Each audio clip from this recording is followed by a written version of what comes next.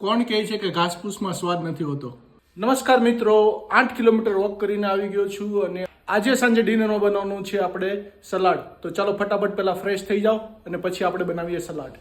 Fresh થઈને આવી ગયા છીએ અને હવે આપણે સલાડનું પ્રિપેરેશન કરવાનું છે. કોલીને પહેલા થોડા ગરમ પાણીમાં ઉકાળી લઈએ.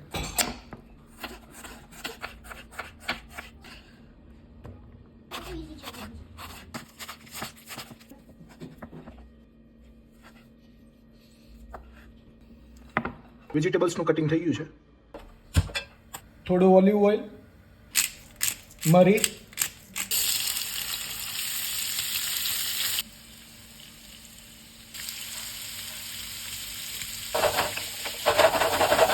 આમાં જે પનીર છે એ જાગુએ ઘરે બનાવેલું છે.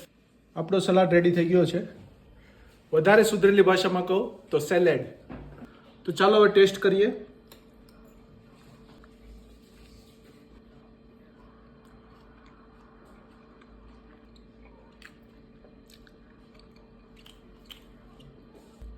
ખરેખર ટેસ્ટમાં જબરજસ્ત, મજા આવી ગઈ.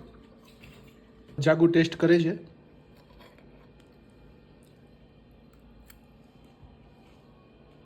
બહુ જ મસ્ત. કોણ કહે છે કે ઘાસપૂસમાં સ્વાદ નથી હોતો? બનાવો સારું તો મજા જ આવે.